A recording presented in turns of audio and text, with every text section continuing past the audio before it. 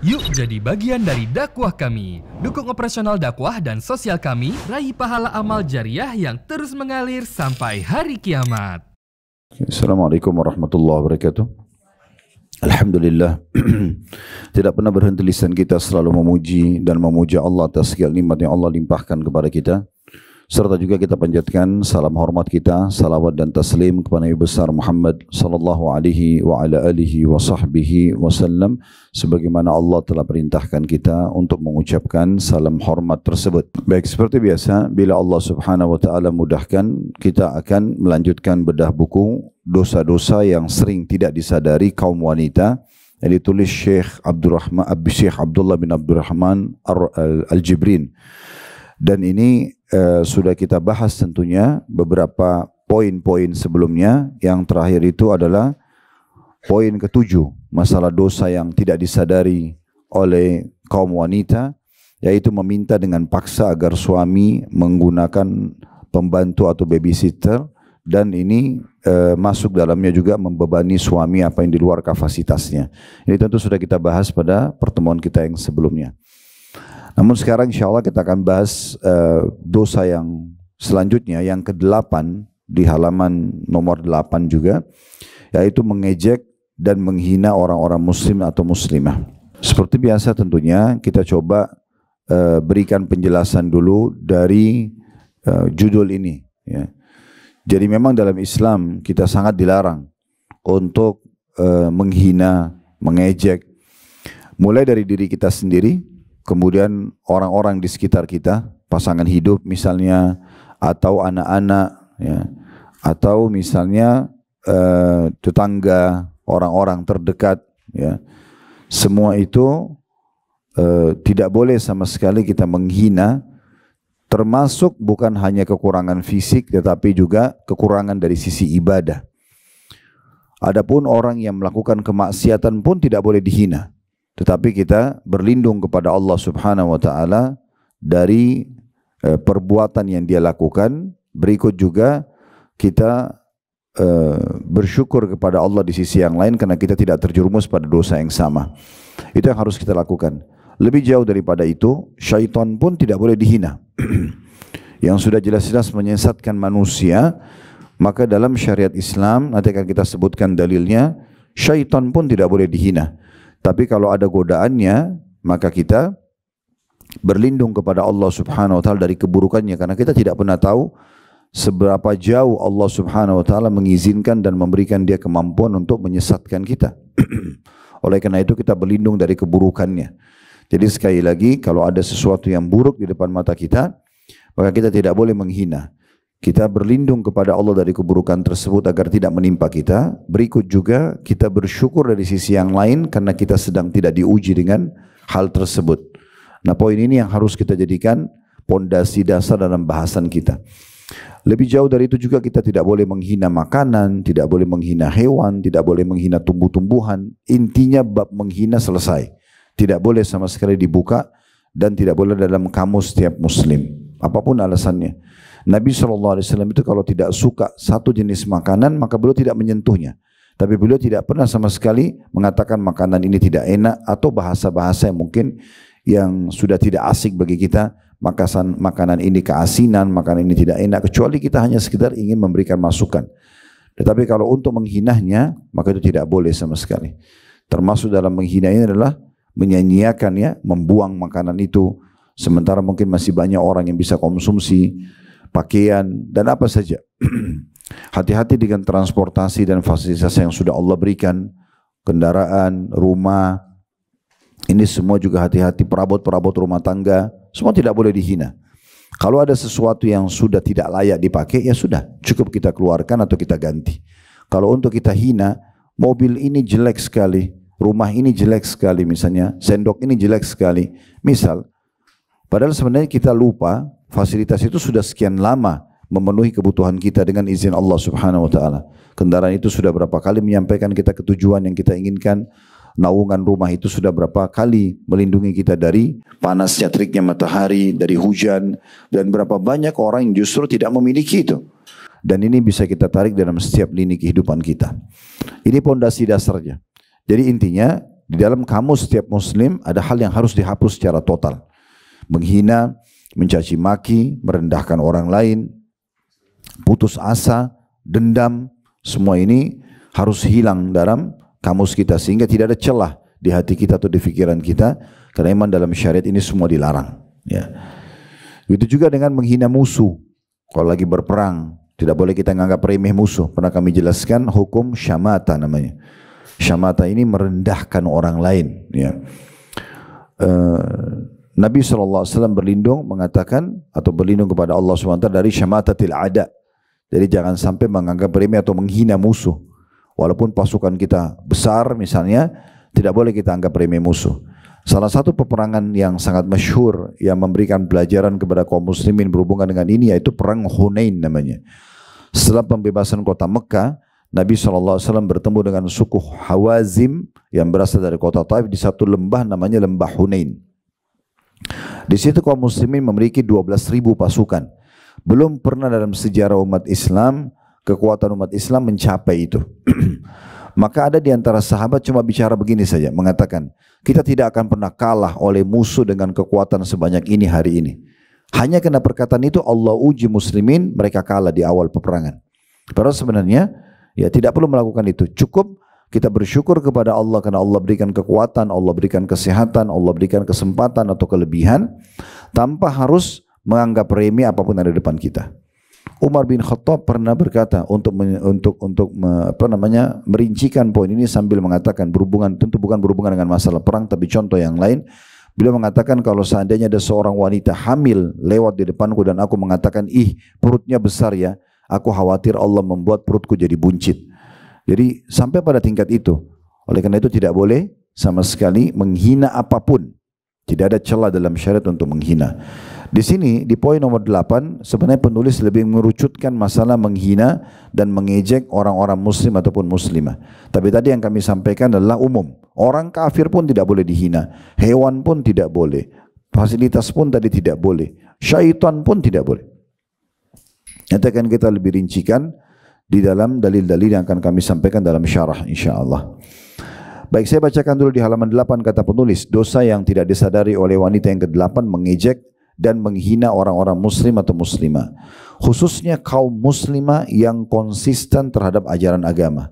Secara khusus ini, kalau ada seorang muslim atau muslimah, kelihatan dari kehidupan mereka sehari-hari justru lebih dekat kepada Allah dengan hijab syar'inya, dengan pakaiannya, laki-laki mungkin dengan pakaian lebih islami ya.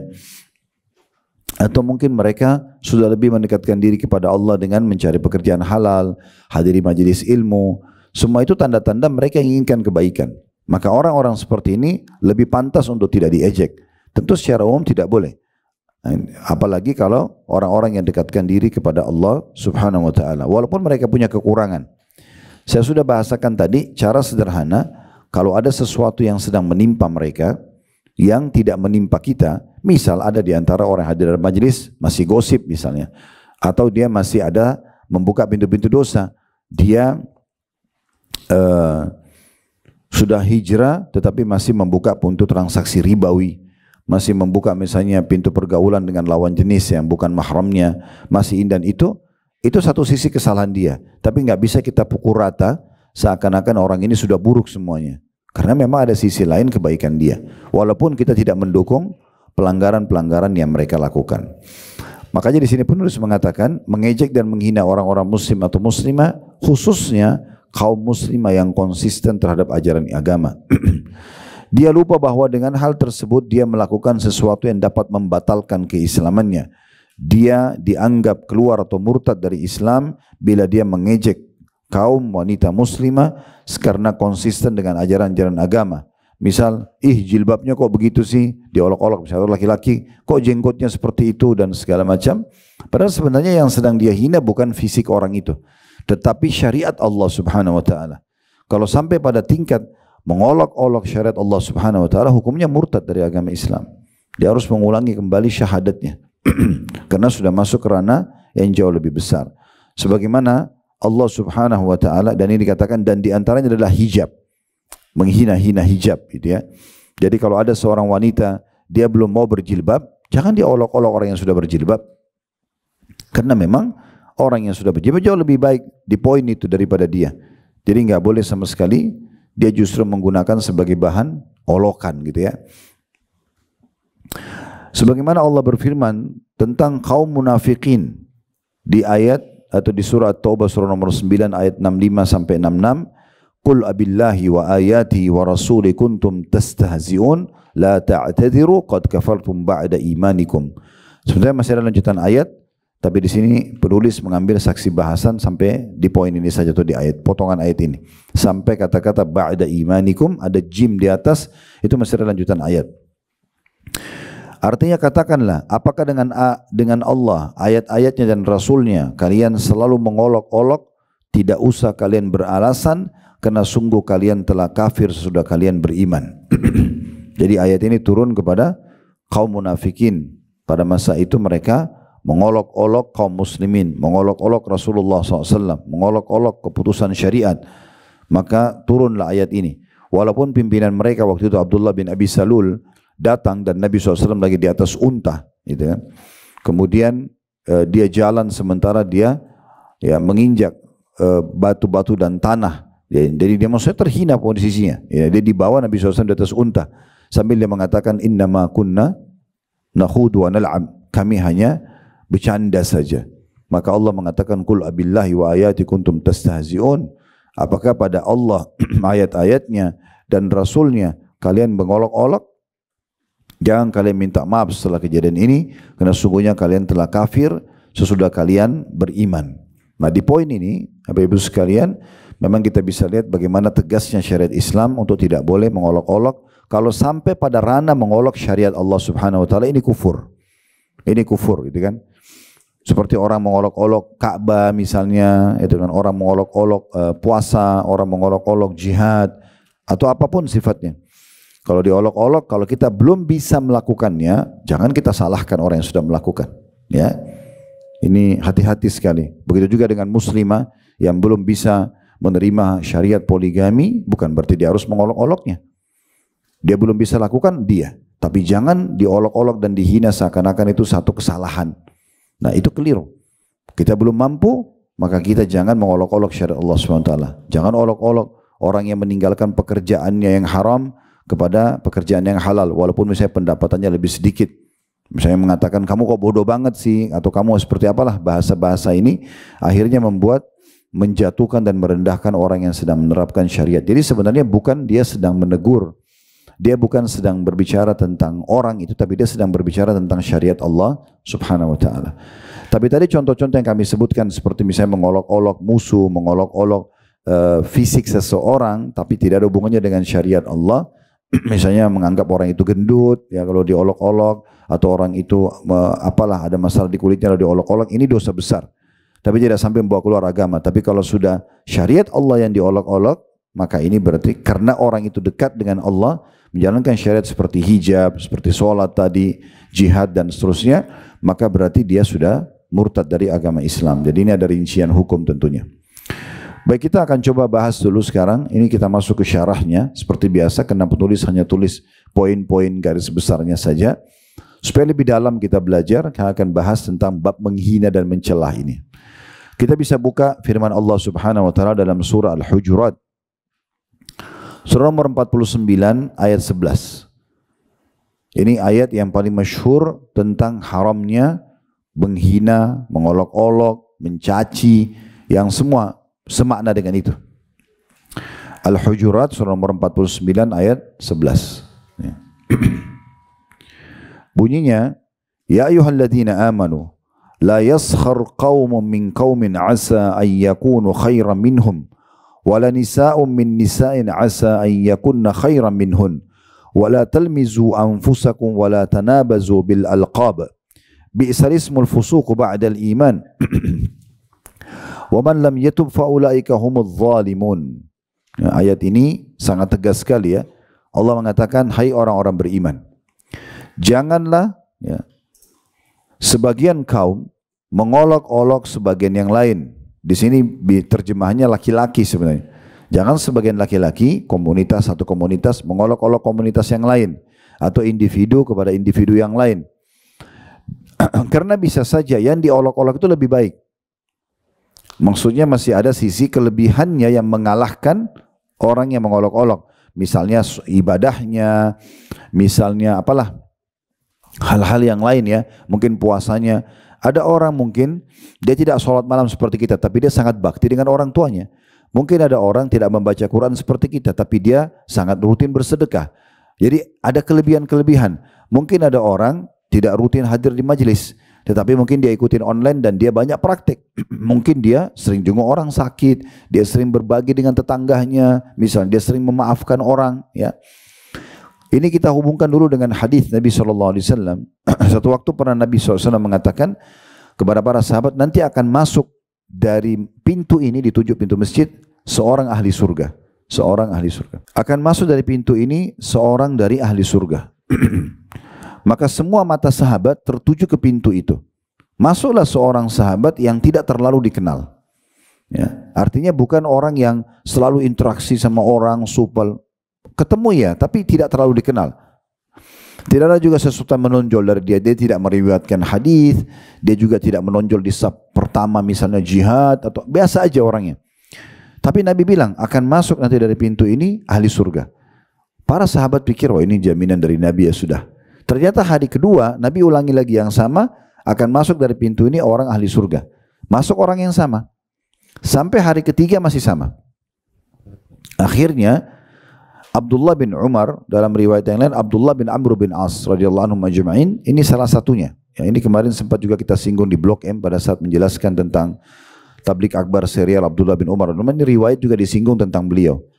Maka penasaran, ingin tahu apa sih amalan orang ini? Kenapa dia 3 hari Nabi jamin surga?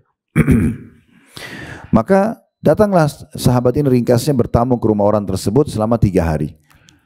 Pamit ingin jadi tamu selama 3 hari. Karena memang hak tamu boleh menginap 3 hari kalau diizinkan oleh pemilik rumah. Lebih dari 3 hari itu sudah sedekah dari pemilik rumahnya. Itu pun kalau diizinkan dalam 3 hari itu ya.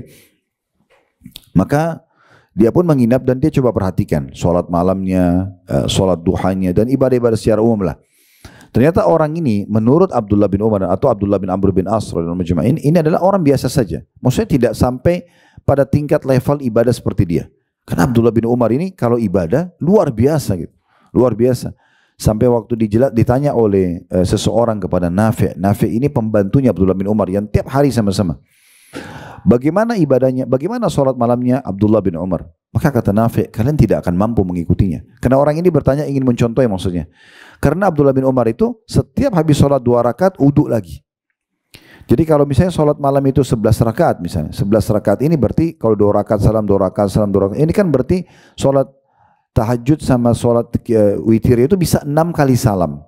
Karena 2 rakaat salam, 2 rakaat salam, 2 rakaat salam, 2 rakaat salam, 2 rakaat salam, terakhir witir 1 salam juga. Maka 6 kali. Abdullah bin Umar setiap kali sholat malam, setiap mau sholat itu sholat uduk. Jadi salam 2 rakaat, uduk lagi untuk mendapatkan pahala ekstra. Baru dia sholat lagi karena dianggap sholat yang pertama sudah selesai. Maka ini sebuah ibadah yang tidak jarang orang bisa lakukan. Ya. Maka Abdullah bin Umar dengan banyak tentunya perilaku yang lainnya. Abdullah bin Umar kalau minum radhiyallahu anhu di gelas, beliau tidak pernah habiskan langsung. Karena sunnah Nabi SAW tidak menghapuskan secara langsung. Tidak menghabiskan secara langsung, beliau mengatakan jangan kalian minum seperti unta gitu kan. Ya, kita punya jarak. Tapi Abdullah bin Umar itu kalau minum baca bismillah, dilepas alhamdulillah. Minum lagi bismillah, lepas alhamdulillah. Kadang-kadang bisa sampai 10 atau 11 kali dalam 1 bejana air untuk mendapatkan pahala. Dan seterusnya banyak sekali aktivitas beliau tentunya. Makanya beliau ini penasaran apa yang membuat orang ini jadi jaminan surga. Maka dia tidak lihat itu. Sholat malamnya biasa aja. Kemudian sholat duhanya juga biasa, aktivitasnya biasa, tetap oke, jalan sholat 5 waktu tepat waktu, tapi tidak ada sesuatu yang menonjol. Maka Abdullah bin Umar mengatakan orang ini biasa. Dia bilang hampir saja saya menganggap remeh amal orang itu. Sampai saya bertanya kepada dia mengatakan, sesungguhnya saya nginap di rumah kamu ini bukan karena saya ada masalah apa-apa, tapi saya mendengarkan Nabi SAW menjaminmu 3 hari surga. Maka saya ingin tahu amal apa yang kau kerjakan, itu sebabnya saya nginap. Maka kata orang tersebut, seperti yang kau lihat aktivitas saya. Tidak ada sesuatu yang istimewa. Ini yang saya kerjakan, ada perintah agama oke. Yang wajib-wajib saya kerjakan, yang sunnah yang saya mampu. Tetapi saya tidak pernah menginap di malam hari kecuali saya bersihkan hati saya dari dendam dan juga memaafkan semua orang. Maka kata Abdullah bin Umar radhiyallahu anhu, karena itulah kau melebihi kami. Karena itulah kau. Jadi di sini tidak menghina orang, ya, tidak membawa kepada sifat dendam.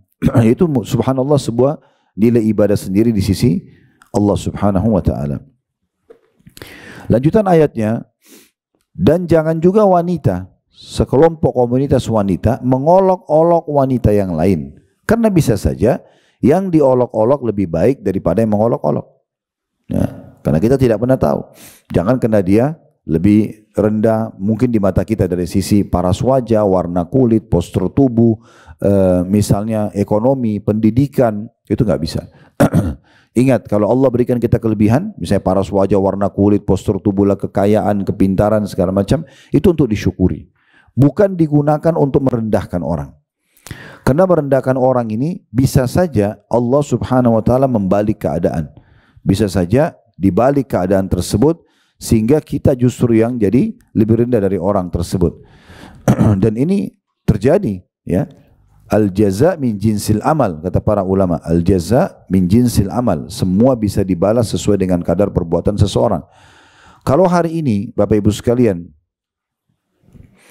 kalau hari ini Anda misalnya menjenguk orang sakit, maka mungkin besok pada saat Anda sakit Anda juga dijenguk. Kalau hari ini kita misalnya membantu orang, kita besok dibantu orang. Kalau hari ini kita tersenyum, besok orang tersenyum dengan kita. Apa saja kebaikan kita lakukan akan dibalas yang sama. Kalau hari ini kita olok-olok orang, besok kita akan diolok-olok.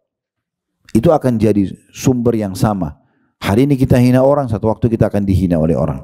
Dan seterusnya, gitu kan. Maka kita harus hati-hati dengan poin-poin seperti ini.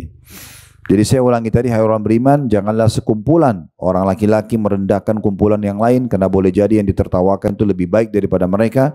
Dan jangan pula sekumpulan perempuan merendahkan kumpulan lainnya, boleh jadi yang direndahkan itu lebih baik. Lalu Allah mengatakan, dan janganlah suka mencelah dirimu sendiri. Diri sendiri nggak boleh. Kita melihat diri kita di cermin misalnya, kok saya jelek ya, kok mata saya begini, kok kulit saya begini. Ini bukan ciptaan kita, bukan kita yang buat ini. Kita nggak bisa milih. Saya mau kulit putih kah, saya mau hitam kah, saya mau gemuk, saya mau tinggi. Bukan pilihan kita.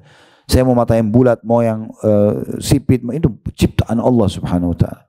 Siapapun yang mengolok fisik dia atau fisik orang lain, dia sedang menghina penciptanya. Untuk apa kita bicara ini? Ini fasilitas Allah kasih. Udah kita nikmati saja. Fungsinya sama. Mata mau kecil, mau besar, mau kulitnya putih atau gelap, sama. Fungsinya sama. Mata melihat, telinga mendengar, ya semua kulit itu untuk melapisi otot dan urat saraf kita, dan seterusnya.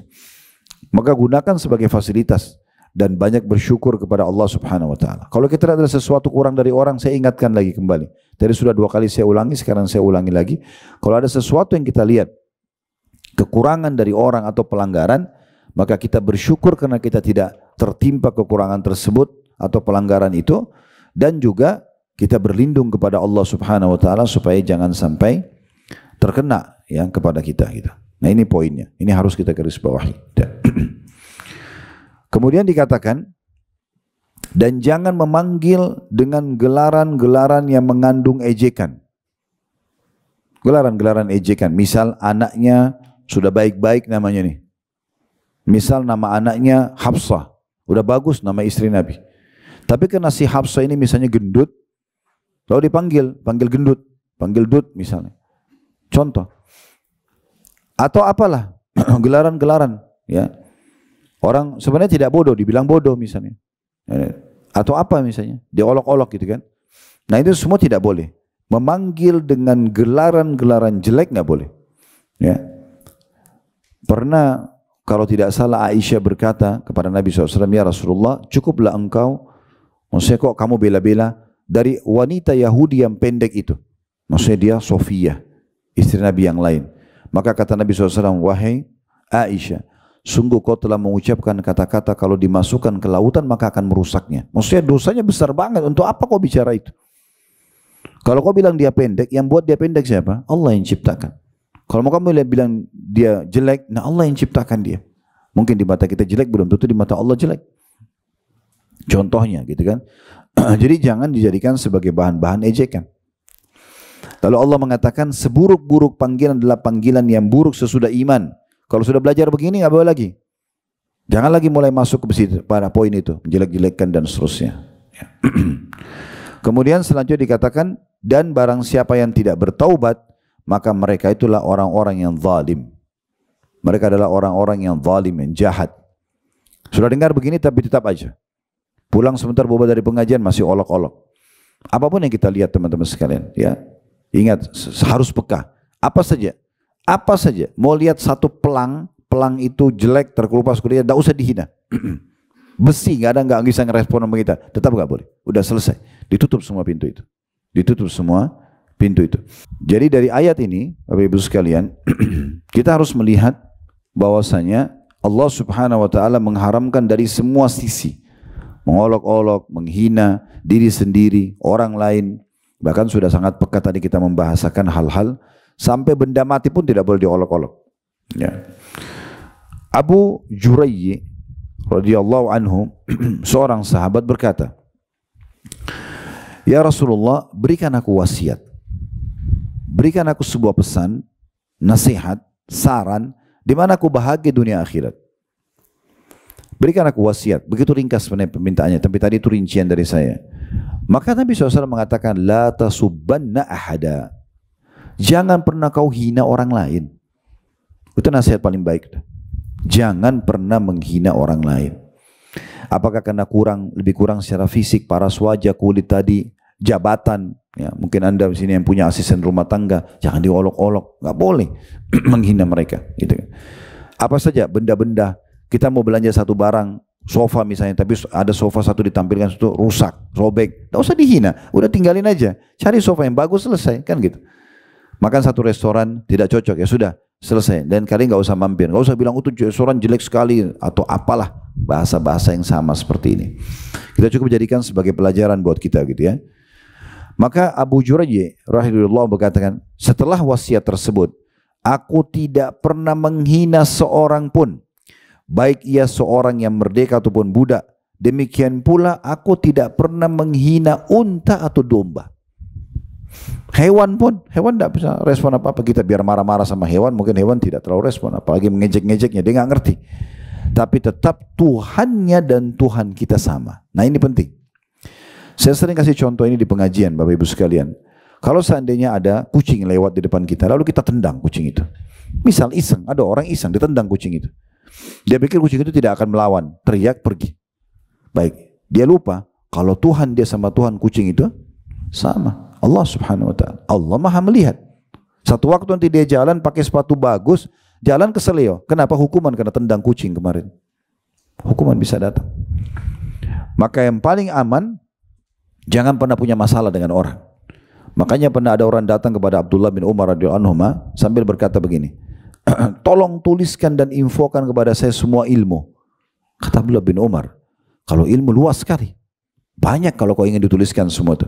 Tapi saya sarankan, kalau kamu bisa dalam kondisi meninggal, ya, meninggal dalam kondisi tidak punya tanggungan dan masalah sama orang, gak pernah tumpahin darahnya, gak pernah rusak namanya, gak pernah caci maki mereka, gak pernah ambil hartanya, maka lakukan. Itu kau akan selamat. Itu kunci. Jadi sebenarnya ilmu itu Bapak Ibu sekalian memang ada teorinya, tetapi yang lebih penting dari teori adalah praktiknya.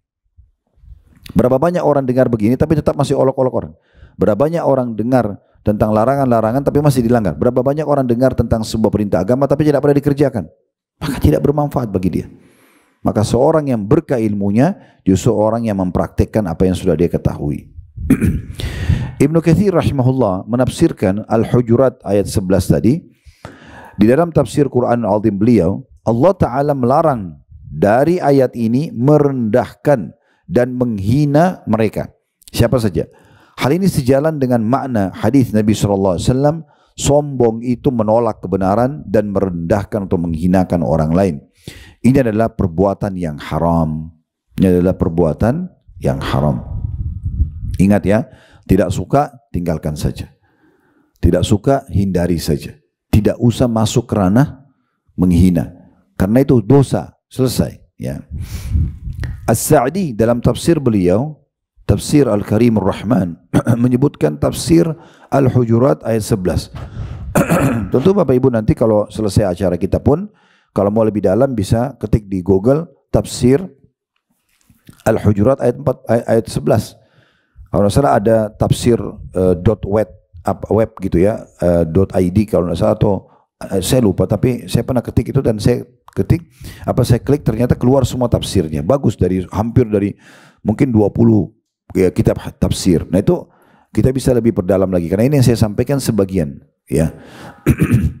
As-Sadi mengatakan dalam terjemahannya, tentunya langsung saja, dalam ayat tersebut terdapat kandungan hak seseorang mukmin dan dari mukmin yang lainnya, yaitu jangan menghina atau mencela orang lain, baik dengan kata-kata ataupun perbuatan yang mengandung makna merendahkan sama muslim, dan perbuatan tersebut hukumnya haram. Perbuatan ini menunjukkan bahwa yang menghina atau mencela itu merasa kagum dengan dirinya sendiri.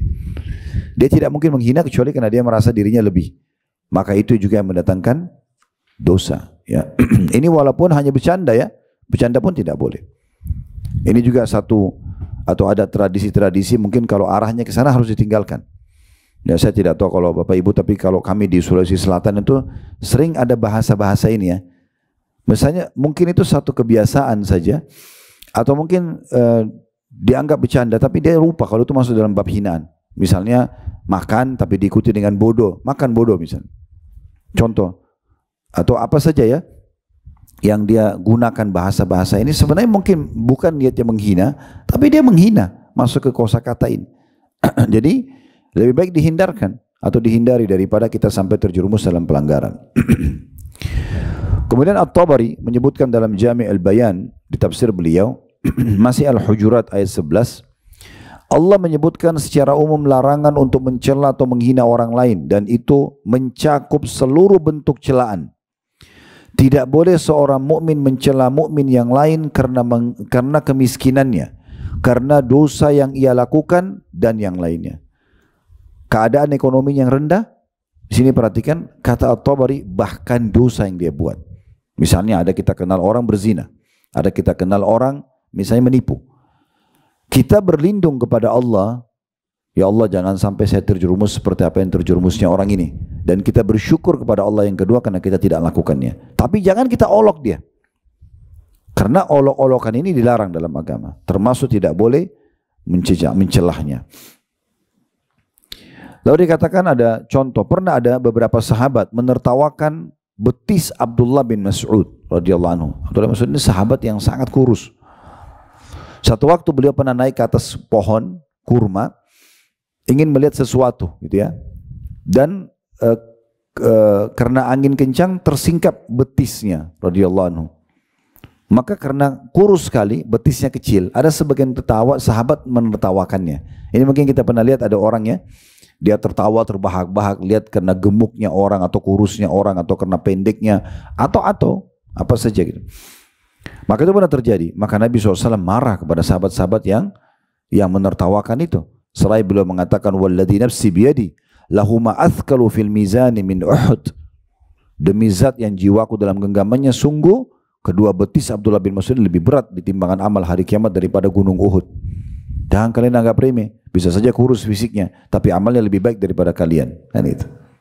Jadi jangan pernah kita anggap remeh. Hadis ini sahih diriwayatkan Imam Ahmad. Aisyah radhiyallahu anha pernah berkata, qultu lin Nabi sallallahu alaihi wasallam, hasbuka min Safiyyah kada wa kada. Aku pernah berkata kepada Nabi SAW, cukuplah kamu dari Safiyyah itu, karena begini dan begitu. Qala ba'dur ruwat ta'ni qasirah. Sebagian perawi hadis mengatakan maksudnya Aisyah, pendek tuh istrimu yang satu tuh ya Rasulullah. Dia olok-olok gitu ya. Maka Nabi SAW mengatakan, laqad qulti kalimatan law muzijat bima'il bahri lamajazathu. Hai Aisyah, sungguh kau telah mengucapkan kata-kata kalau diletakkan di air lautan maka dia akan merusak dan merubahnya. Hadis ini diriwayatkan oleh Abu Dawud, Tirmidzi dan juga Ahmad. Mau bersaing positif. Berikan pelayanan yang baik. Sekarang istri mau bersaing dengan istri yang lain, positif. Pelayanan, kasih sayang, gitu kan, pengorbanan, selesai. Itu akan dinilai. Atau kita punya toko, kita dagang misalnya. Udah kita tunjukkan kualitas kita tanpa harus menjatuhkan toko yang lain. Jangan di toko kita datang orang mengatakan, ini berapa? Orang pembeli tanya misalnya, ini berapa? Oh ini 100.000 rupiah. Misal pembeli mengatakan, Oh di sana saya dapat cuma 75.000 kok. Jangan spontan kita mengatakan mungkin itu produknya palsu misalnya. Bisa saja memang benar dia dapat lebih murah sehingga HPP-nya lebih murah gitu, harga pokok penjualannya. Maka kita harusnya introspeksi diri. Oh iya, nanti coba saya cek ya. Kalau saya sih cuma bisa jual dengan harga ini. Anda cocok, alhamdulillah. Tidak cocok, saya belum bisa jual. Selesai. Gak usah kita jatuhkan orang lain. Nah seperti itulah. Sama kalau kita bertamu ke rumah orang, ya. Apapun keadaan rumah orang itu jangan hina. Mungkin kita lebih rapi, kita lebih bersih. Oke lah, kita lebih pintar menata. Orang belum bisa, jangan dihina. Itu kelebihan yang Allah berikan kepada kita. Kita bilang alhamdulillah, saya tidak seperti dia. Dan alhamdulillah ya Allah, dan yang kedua aku berlindung kepadamu ya Allah, jangan sampai aku bersifat seperti dia. Nah itu oke. Tapi kalau untuk kita jatuhkan orang lain tidak boleh sama sekali. Bahkan ada satu celah pahala yang banyak luput dari kaum muslimin, yaitu menyempurnakan kekurangan orang lain. Contoh misal kita ketemu sama seseorang, maaf dia punya bau badan tidak enak misalnya. Maka salah satu hal yang positif adalah kita memberikan dia masukan. Saya pernah sampaikan di salah satu ceramah, saya pernah jalan dengan salah satu kerabat jauh tentunya. Tapi kami pernah satu mobil sama-sama laki-laki. Terus waktu naik mobil saya mencium bau yang kurang sedap dari tubuhnya. Sementara saya tidak terbiasa dengan itu. Gimana caranya memberikan masukan orang ini? Sementara dia sudah sepuh, sudah berumur gitu. Gimana caranya memberikan masukan? Saya tiba-tiba sambil berpikir begitu, Allah memberikan saya kemudahan melihat satu minimarket di jalan. Kami gunakan satu mobil. Saya minta drivernya tolong hampir sebentar, ada hajat saya mau beli. Saya beli minuman dan beberapa snack untuk satu mobil. Rame-rame kami 5-6 orang waktu itu. Dan saya beli khusus buat dia. Saya beli roll on yang biasa saya pakai gitu kan. Sekalian sikat giginya dan segala macam. Terus saya bilang ini saya biasa pakai di rumah, mungkin bermanfaat buat antum. Subhanallah, semenjak saya kasih dan setelah itu saya ketemu tidak pernah saya temukan lagi bau badannya. Tapi kan kita memberikan dia solusi, itu juga satu poin. Daripada kita hanya ngolok-olok, oh jangan jalan sama orang itu ketiaknya bau misalnya, atau apalah, itu kan sama masuk dalam bab ini. Lebih baik kita memberikan masukan. Ada banyak orang, menurut dia standarisasi misalnya kerapian rumahnya, kalau kita punya 1 sampai 10, 5, bagi dia ini sudah paling bagus. Kita mungkin melihat itu masih kurang. Mungkin karena kita sering pergi ke hotel nginap, mungkin kita pernah Allah berikan kelebihan dalam diri kita, misalnya kita lebih suka. Oke, sekitar standarnya 7. Mungkin bagi dia sudah maksimal 5. Tidak ada salahnya kita duduk berikan masukan. Misalnya kita diskusi ya. Misalnya supaya tidak menyinggung perasaan, kita memperlihatkan gambar-gambar, mungkin ada aplikasi, ada website yang menunjukkan tentang masalah kerapian rumah dan segala macam.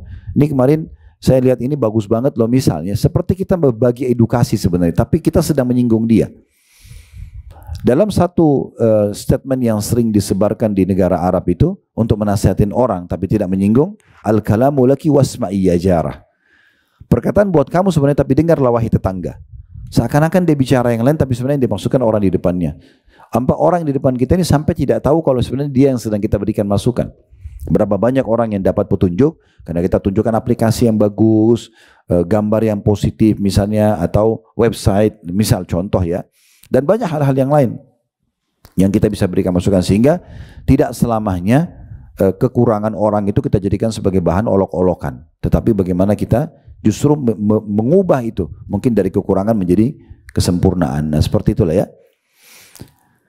Nabi SAW bersabda dalam sebuah hadis yang lain riwayat Abu Daud dan Tirmidzi, wa in imru'un syatamaka wa ayyaraka bima ya'lamu fika fala tu'ayyirhu bima ta'lamu fihi fa innama wabalu dzalika alaihi. Kalau seandainya seseorang mencaci makimu, sengaja mencari-cari kesalahanmu, jangan kamu balas dengan hal yang serupa. Dari apa yang kau tahu tentang dia? Dia gosipin kita balas gosipin. Dia fitnah, kita balas fitnah. Dia cerita kekurangan, kita balas cerita kekurangan. Ya, karena sesungguhnya itu akan kembali ke diri mereka sendiri. Ya udah selesai. Kadang-kadang ada sumber pahala kita dari amal soleh yang kita kerjakan, atau dari dosa yang kita tinggalkan, atau dari ujian yang datang dari orang lain. Jangan berpikir Bapak Ibu sekalian, kalau ada orang gosipin kita sabar tidak dapat pahala. Itu pahala. Ada orang hina kita lalu kita bersabar, itu pahala. Makanya pernah, seingat saya Sa'id bin Musayyib rahimahullah, seorang ulama tabi'in, beliau pernah membeli kurma yang sangat ranum dan masih di tangkainya. Biasanya ini kurma yang sedikit lebih mahal dari yang biasanya. Karena masih di tangkainya. Biasanya kalau di tangkainya itu kurmanya bisa bertahan lebih lama lagi. Ya. Maka pada saat itu dia baru mau nikmatin kurma itu, ada muridnya datang mengatakan, wahai syekh, wahai imam, bukan syekh, imam, ada seseorang mencaci maki anda. Dia tahu kebetulan tetangganya.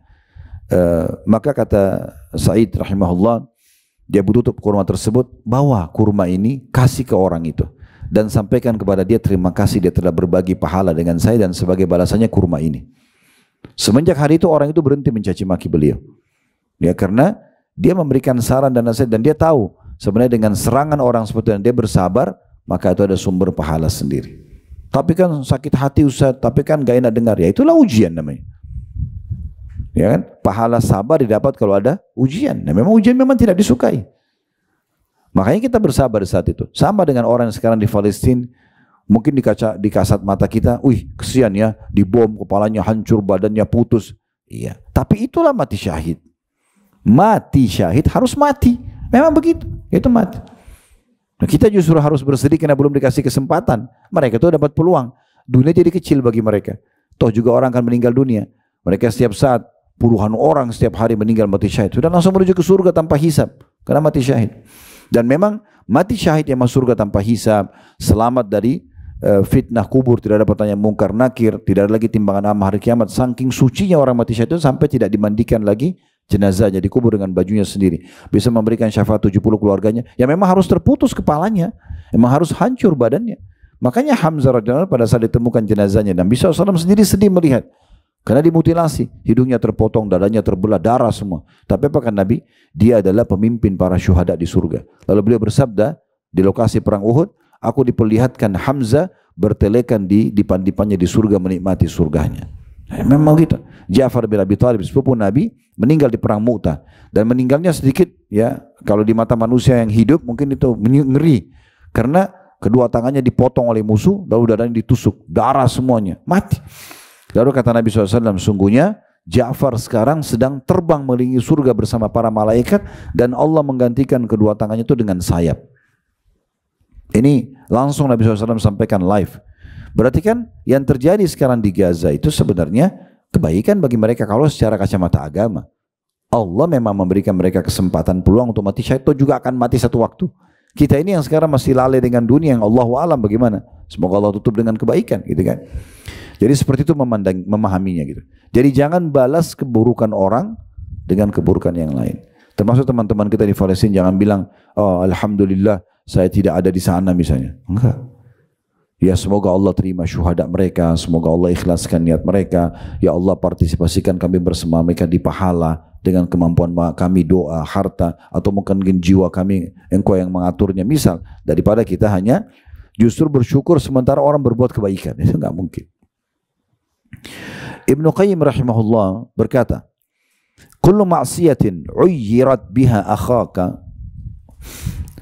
fahiya ilaika yahtamil an yuridu bihi annaha sabira ilaika wala budda an ta'lamaha atau ta'lama ya la budda an ta'malaha. Setiap maksiat yang dijelek-jelekan pada saudaramu maka itu akan kembali kepadamu. Maksudnya engkau bisa dipastikan melakukan dosa tersebut ya sebelum engkau meninggal dunia. Dari kitab Madarikus Salikin di jilid 1 halaman 176. Dalam kitab yang lain Al-Urfus Syadhi Syarah Sunan At-Tirmidzi disebutkan ta'yir yang dalam perkataan Nabi SAW ayyaraka ya. Atau dalam kurung menghina sebenarnya berbeda dengan mengingkari kemungkaran. Karena menghina atau menjelek-jelekkan mengandung kesombongan atau meremehkan orang lain dan merasa diri telah bersih dari dosa. Jadi nggak bisa kita bahasakan menghina kalau kayak tadi yang saya kasih contoh. Kita justru mengubah kekurangan dia, membantu dia sempurna atau mengingatkan keburukan dia dengan tujuan kebaikan. Itu tidak masuk dalam menghina. Menghina itu betul-betul kita menyombongkan diri. Sadar tidak sadar kita sedang menyombongkan diri seakan-akan kita lebih baik dari orang tersebut. Ingat, fasilitas yang Allah berikan di dunia bisa hilang seketika. Sangat mudah.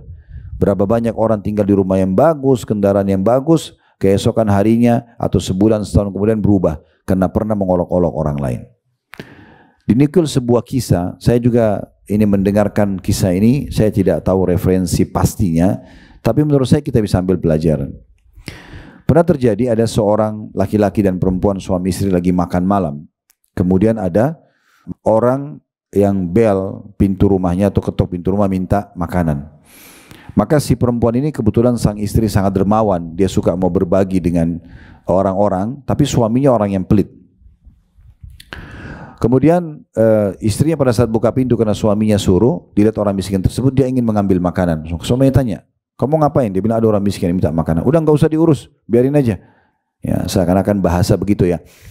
Maka biar aja nggak usah. Lalu suaminya ini keluar dan mencaci maki orang miskin tersebut. Ya, pokok tidak tahu saya lagi makan sama keluarga saya, mungkin cari tempat lain. Hanya orang miskin tersebut pergi. Subhanallah, berjalan sekian tahun, tiba-tiba ada masalah antara suami istri lalu bercerai. Si wanita ini menikah dengan laki-laki kaya yang lain. Tapi ini kurang lebih berjalan hampir 10 tahunan. Padahal ini terjadi sudah lama sekali. Satu waktu dia lagi makan dengan suami keduanya.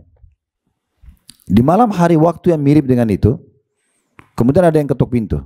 Suaminya mengatakan yang kedua ini, coba lihat. Ya. Kemudian waktu dibuka, tiba-tiba perempuan tersebut, suami dia pesan, kalau itu orang susah bantu ya. Ini berbeda dengan suami pertamanya. Malah dia sudah titip pesan, kalau itu orang susah bantulah. Begitu si perempuan ini buka pintu, tiba-tiba dia menangis terisak-isak. Lalu suami yang sekarang datang menanyakan kenapa. Lalu dia bilang, lihatlah siapa yang datang. Ternyata yang datang ini dulu mantan suaminya. Yang dulu, yang pernah olok-olok orang miskin itu, sekarang berbalik keadaan menjadi orang miskin dan mengemis di rumah dia. Akhirnya suaminya yang sekarang bilang, Subhanallah, Maha Suci Allah. Sambil mantan suami itu dikasih bantuan. Dia bilang sama istrinya, apa kau tahu siapa saya? Kata istrinya tidak. Di depan orang itu, di depan mantan suaminya yang dulu. Dia bilang, saya orang miskin yang dulu dihina oleh suamimu ini. Setelah saya dengar kamu dihina-hina karena kamu bantu orang miskin, saya berdoa kepada Allah agar dibukakan rezeki dan supaya saya satu waktu bisa menjadi orang yang mampu dan menolong orang. Ternyata Allah buat kamu bercerai dan saya mendengar itu, saya pun menikahi kamu dan sekarang keadaan kita seperti ini. Jadi Allah punya cara mengubah keadaan tanpa kita sadari. Syukuri fasilitas yang ada, jangan pernah mengolok-olok orang lain, ya, dan berlindung kepada Allah dari sifat seperti ini. Ya. Nabi SAW bersabda, cukuplah seseorang itu berbuat dosa atau sangat berat jika dia merendahkan saudaranya Muslim. Dalam hadis riwayat Imam Muslim. Mungkin pernah dengar juga hadis tentang riba ya. Kata Nabi SAW, riba itu 73 level, 73 tingkatan. Yang paling rendahnya sama dengan berzina dengan ibu sendiri. Ini berarti yang paling rendah riba sama dengan dosa terbesarnya zina. Karena dosa besar zina itu zina sama mahram. Ibu sama anak, ayah sama anak, naudzubillah misalnya, atau saudara sama saudarinya, itu kalau terjadi perzinahan ini dosa zina paling besar. Zina yang kedua itu adalah zina dengan istri mujahid, zina dengan yang ketiga istri tetangga, terus zina secara umum. Ya. Tapi yang tertingginya zina dengan mahram itu adalah terendahnya riba. Level terendahnya, ini karena beratnya riba, maka jangan anggap remeh. Makanya pernah ada yang datang kepada saya mengatakan, Ustaz, saya punya ruko mau disewa dengan tempat transaksi riba, saya kan tidak terlibat. Bagaimana Ustaz? Saya balik tanya kepada pemilik ruko tersebut, kalau seandainya Anda sewakan untuk karaoke, diskotik atau tempat-tempat berzina, mau nggak? Oh nggak mau Ustaz, karena itu dosa. Baik, ini riba lebih berat. Ini lebih berat, transaksi utang piutang itu pinjol online yang berbunga, ini semua lebih berat daripada tempat perzinahan. Dan saksi bahasan kita kata Nabi SAW, dan dosa riba tertingginya, level 73-nya, itu setara dengan menghinakan seorang muslim. Jadi menghina muslim, menghina pakaiannya, menghina jalannya, menghina bahasanya, menghina kulitnya, menghina pas wajahnya, pekerjaannya, rumahnya, itu selevel dengan tertingginya dosa riba. Lalu untuk apa masuk ke ranah itu? Untuk apa kita hina? Ada orang yang Allah tundukkan misalnya bekerjakan kepada kita, kata Nabi SAW kepada para asisten rumah tangga, mungkin supir atau yang lainnya, kata Nabi SAW, mereka adalah orang-orang yang Allah mudahkan untuk memenuhi hak-hak kalian atau kebutuhan kalian, maka harus bersyukur. Di antaranya Nabi SAW mengatakan, kalau pembantu kalian membawakan makanan, maka ajaklah makan bersama. Kalaupun tidak, sisipkan makanan buat dia. Sisipkan makanan buat dia. Bukan makanan bekas. Makanan yang dari awal sudah ada kita bagi. Saya biasa berbagi pada keluarga saya di rumah. Setiap ada makanan, sisipkan dulu untuk asisten rumah tangga. Jangan dikasih makanan bekas. Kita beli buah-buahan dibagi, langsung dikasih. Jadi dia tahu kita kasih dia fresh, baru. Udah, itu bagus. Sehingga tidak ada unsur membuka pintu menghina ini. Nah ini penting sekali untuk digaris bawah. Nabi SAW bersabda, Al-mutasabani ma qala fa'ala al-badi'i ma lam ya'tad al-mazlum. Hadits riwayat Abu Daud. Apabila ada dua orang yang saling hina dan mencaci maki, maka hinaan yang terucapkan ditanggung oleh yang memulai selama orang yang terzalimi tidak membalasnya. Jadi kalau misalnya ada orang gosipin kita nih, kita sabar, betul-betul memang pegel, tidak enak, tapi kita sabar, kita nggak balas. Maka dosa semua tertimpa kepada yang memulainya. Kita nggak kena. Sampai kita membalasnya. Jadi poin ini penting Bapak Ibu sekalian. Hati-hati dalam membalas. Ya. Karena membalas ini berarti menandakan kita nggak ada pahala. Yang kedua, bisa saja impas, bisa impas. Misalnya kadar dosa cacian gosipan dia 5, kita juga 5. Tapi jangan lupa, bisa saja lebih. Bisa saja misalnya kadar hinaan dia 5, kadar hinaan kita 7. Berarti nanti pada hari kiamat dia punya hak 2 dari kita. Itu dalam sebuah riwayat pernah disebutkan.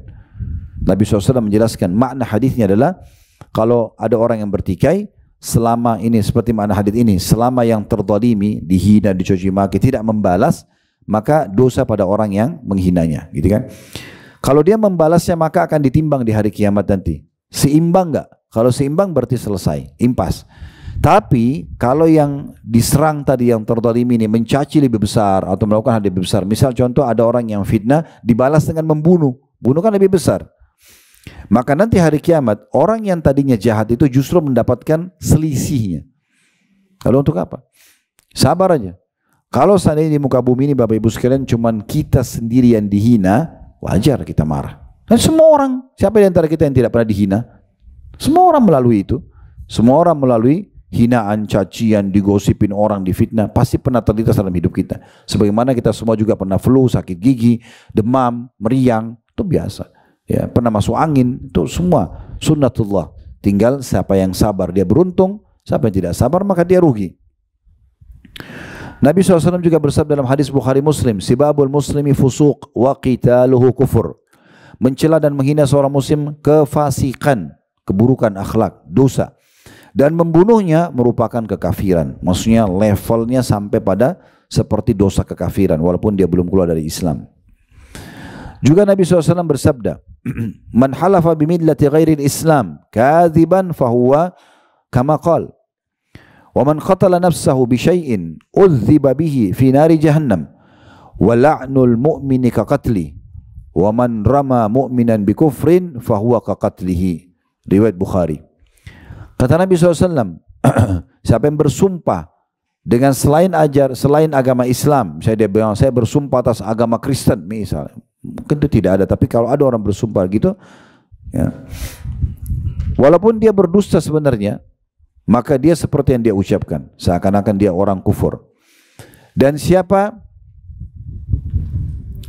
yang membunuh dirinya dengan sesuatu benda, misalnya pisau, racun, maka dia akan disiksa terus dengan benda itu di neraka jahanam. Dan ingatlah, melaknat seorang mukmin, mengucapkan kata-kata tidak baik, ya, sama dengan hukum membunuhnya.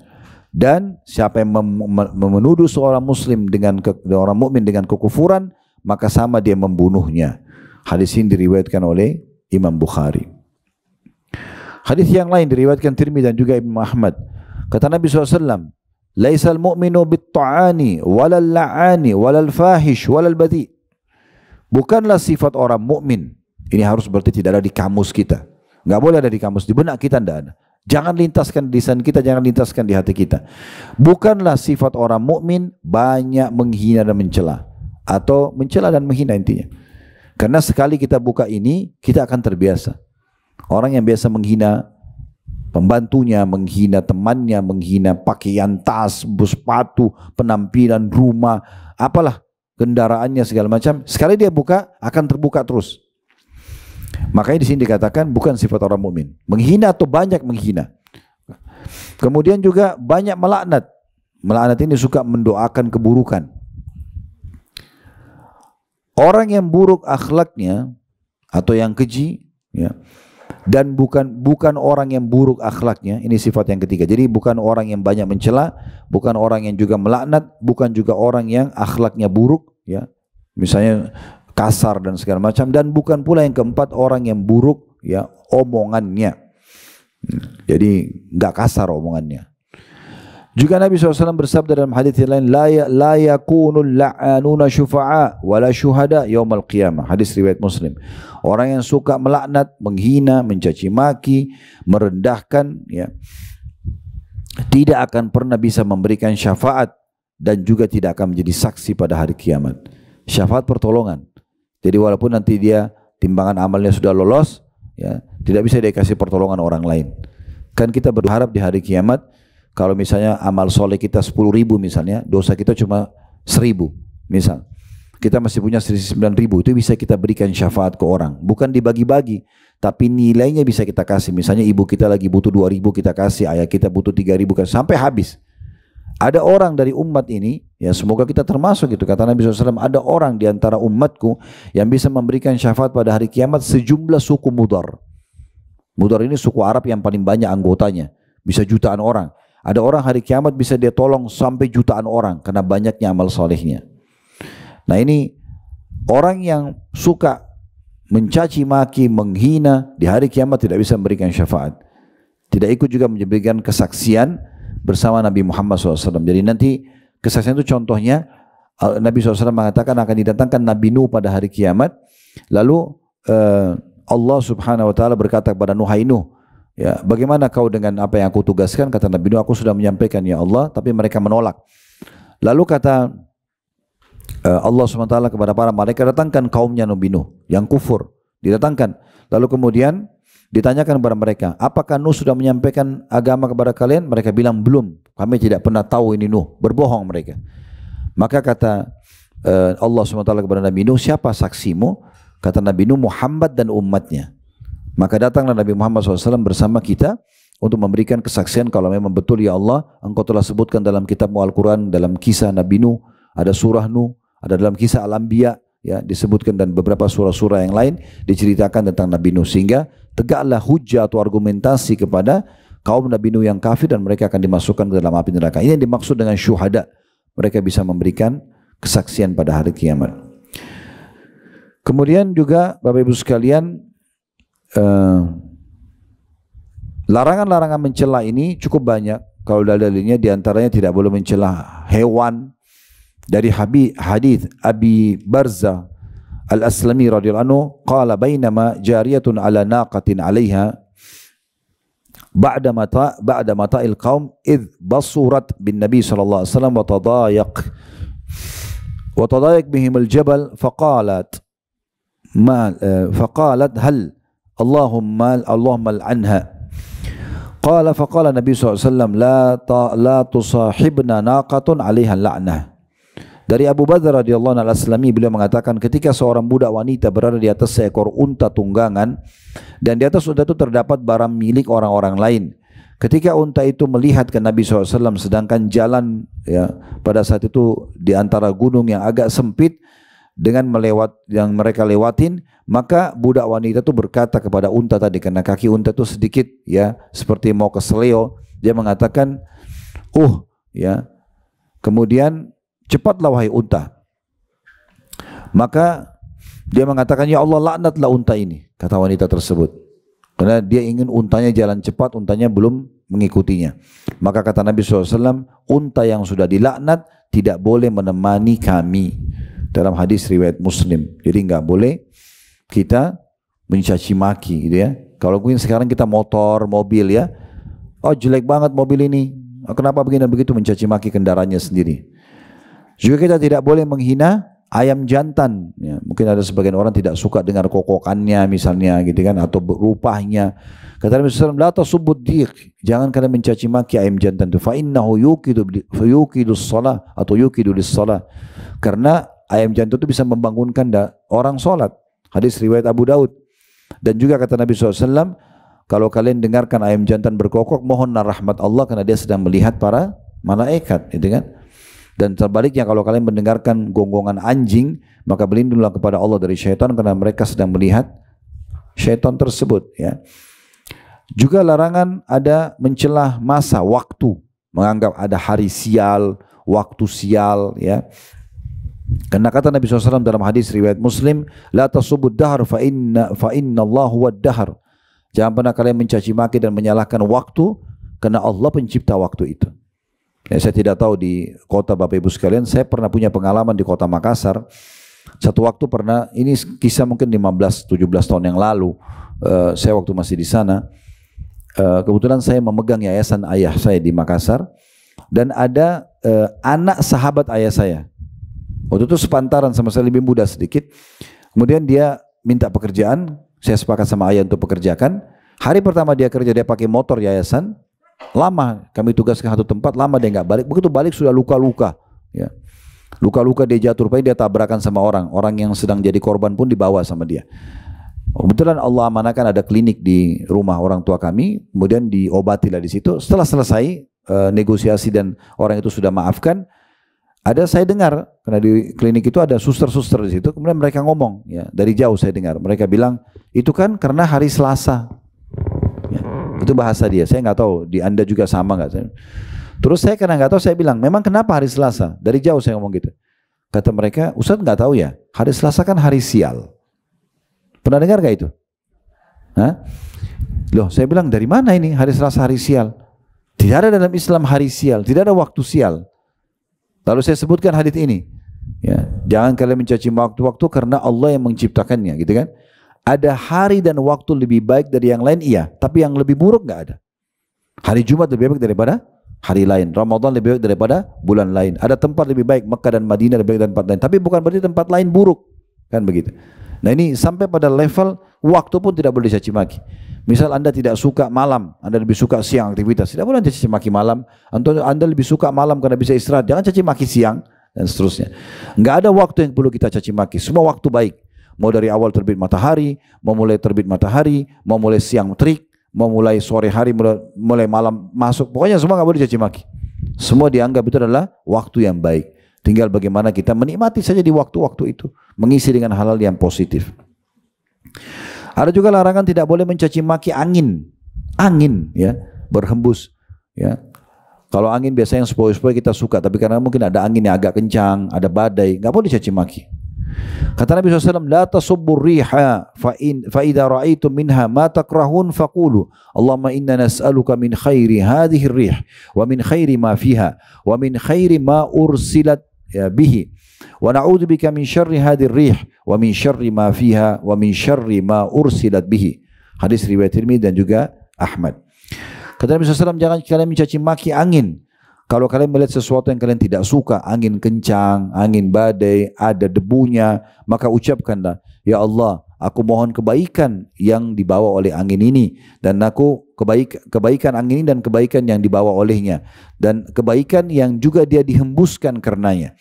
Dan aku berlindung kepadamu ya Allah dari keburukan angin ini, keburukan ya yang ada di dalamnya dan keburukan yang dihembuskan karenanya. Jadi kita memohon seperti itu. Ya. Sama dengan kalau kita dengar guntur, lihat petir, jangan dicaci maki. Ya. Kita berlindung kepada Allah Subhanahu Wa Taala dari keburukannya dan minta kebaikannya. Tidak boleh mencaci maki demam, penyakit. Ya. Sebagaimana hadits Jabir radhiyallahu anhu, di mana Nabi SAW kata Jabir bahwasanya Nabi SAW dakhala ala ummu Sa'ib atau ummul Musayyib tuzafzifin. Kebetulan Nabi SAW masuk mengunjungi seorang wanita bernama Ummu Sa'ib atau Ummul Musayyib yang kebetulan waktu itu lagi dalam kondisi meriang, demam. Qalat al-humma la barakallahu fiha. Maka Nabi SAW tanya, malaki tuzahzafin, kenapa kamu begini keadaannya, ada apa gitu. Dia mengatakan demam, semoga Allah tidak berkahi demam ini ya Rasulullah. Maka Nabi SAW bersabda, la tasubbil humma fa inna tudhibu khataya bani Adam kama yudhibul kiru khabathal hadid. Jangan engkau pernah mencaci maki demam, karena betul-betul demam pun orang semua tidak mau demam. Kita merasa kayak enggak enak kalau demam, itu kan panas sekali. Dan kita susah aktivitas, enggak nyaman rasanya, mau ngomong pun enggak nyaman, tidur susah. Kata Nabi SAW, jangan kamu caci maki, karena sesungguhnya demam itu bisa menghilangkan dosa-dosa anak Adam sebagaimana pandai besi menghilangkan karat dari besi. Jadi terkikis habis dosa-dosa itu dengan demam dan penyakit-penyakit secara umum. Hadis ini riwayat Imam Muslim. Artinya terima saya sebagai ujian dari Allah sambil ikhtiar. Pergi ke dokter, minum obat, konsultasi dan segala macam. Juga tidak boleh mencaci maki sesembahan orang lain. Ya, misalnya ada orang Hindu, orang Buddha sembah patung, tidak boleh caci maki. Atau ada orang yang sembah hewan, tidak usah dicaci maki. Kita sekali lagi saya ulangi, ini kaidah dasar tadi di pembukaan kita. Bersyukur kepada Allah karena kita tidak sedang diuji dengan keyakinan itu. Bayangkan kalau Allah sesatkan kita jadi seperti orang-orang sebagian di India yang sembah sapi misalnya. Sapi, coba ketik di YouTube cuplikannya bagaimana mereka sembah sapi. Sapi datang dihiasi, mereka sujud masuk di bawah perutnya. Mereka anggap Tuhannya. Itu bahaya sekali kan. Ada orang yang satu anak muda dari Saudi datang juga di wilayah India, itu menyembah tikus. Satu kuil besar, masuknya berbayar, tikus semua dalamnya. Saya sampai lihat, jijik banget melihat itu gambarannya dengan kotorannya, dengan baunya. Tapi subhanallah, ya, mereka anggap itu Tuhan. Mereka anggap itu disembah. Mereka kasih makan, mereka segala macam, dan mereka ada satu kayak pintu ditutup pakai penjara, ada kayak jaring penjara. Mereka bilang di sini akan keluar di waktu tentu tikus berwarna putih. Kalau keluar berarti waktunya diterima hajatnya. Maksudnya kalau kita kayak mustajab doanya gitu. Nah, itu ada di antara mereka. Ada orang macam-macam, ada yang sembah patung. Patung itu mereka yang ukir, mereka yang bentuk matanya, hidungnya, tapi disembah. Padahal tidak bisa bergerak, tidak bisa ngomong. Nah, tetap kita tidak boleh caci maki. Kita berlindung kepada Allah dari keyakinan itu dan bersyukur satu sisi kita tidak diuji seperti mereka. Sebagaimana Allah sebutkan dalam surah Al-An'am, surah nomor 6 ayat 108 yang bunyinya, "Wala tasubbul ladzina yad'una min dunillahi fayasubbullaha adwan bighairi ilm." Al-ayat. Jangan pernah kalian mencaci maki semua yang disembah selain daripada Allah. Maka nanti, atau orang-orang yang menyembah selain Allah, karena nanti mereka akan mencaci maki Allah dengan kebencian sementara mereka tidak punya ilmu. Nah, itu. Sebagaimana kita juga tidak boleh mencelah ya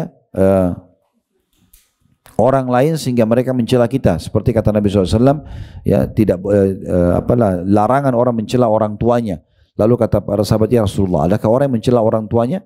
Kata Nabi SAW, iya, dia mencela orang tua lain, orang tua orang lain, akhirnya orang itu marah, dicela juga orang tuanya. Berarti sama saya dia cela orang tuanya sendiri. Maka nggak usah celah ya, orang lain. Kemudian juga larangan mencela makanan. Dalilnya adalah hadis Abu Hurairah radhiyallahu anhu dalam hadis riwayat Bukhari Muslim, "Ma'aban Nabi sallallahu alaihi wasallam ta'aman qat in ishtahahu akalah wa in karihahu tarakah." Nabi SAW tidak pernah sama sekali ya menjelek-jelekkan makanan. Kalau beliau suka, beliau makan. Beliau tidak suka, maka beliau tinggalkan. Cuma sebatas itu saja. Yang saya bilang tadi, saya janjikan saya mau sampaikan larangan mencela syaitan. Syaitan, ya. Ini ada pernah salah satu kerabat kami waktu ngomong-ngomong masalah yang menyesatkan manusia, syaitan, pimpinannya adalah iblis. Dan saya sempat jelaskan masalah qarin, pendamping kita dari syaitan. Karena ada pendamping dari malaikat yang selalu ingatkan kebaikan. Kayak kalau kita dengar sholat, azan, ada bisikan ayo sholat. Nah itu dari malaikat. Ada orang miskin bantu itu dari malaikat. Di situ kita tahu ada keberadaan malaikat. Kalau ada yang mengatakan udahlah nanti aja, tunda aja sholatnya, atau itu orang masih mampu, ini dari syaitan. Maka kita tergantung ikuti siapa kita.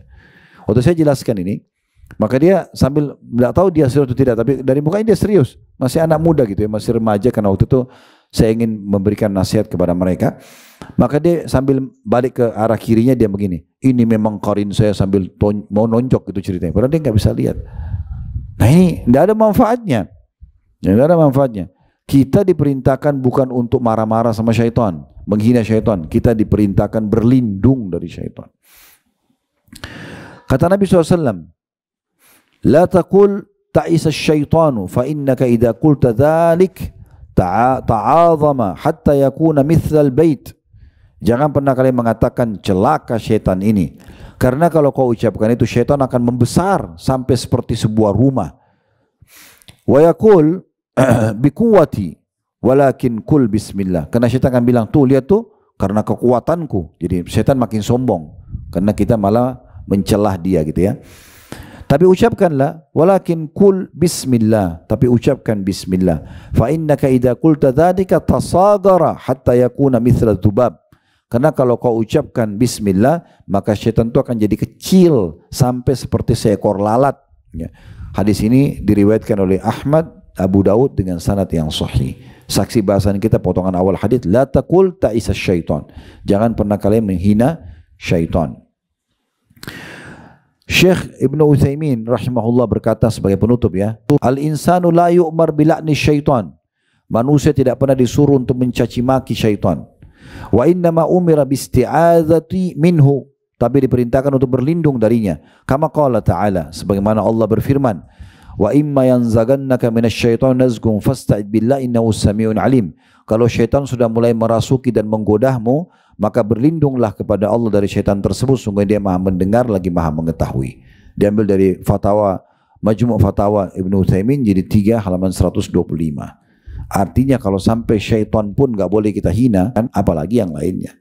Dan sudah tadi panjang lebar kita sampaikan contoh-contohnya berhubungan dengan masalah ini. Kesimpulannya, tutup semua pintu celaan dan hinaan. Selesai. Ya. Dan yakinlah kalau ada pun manusia yang melakukan itu pada kita, kita sedang panen pahala. Senyum saja. Toh semua orang juga melalui masa-masa seperti ini. Allahu a'lam. Baik, subhanakallahumma bihamdika asyhadu an la ilaha illa anta astaghfiruka wa atubu ilaik. Wassalamualaikum warahmatullahi wabarakatuh.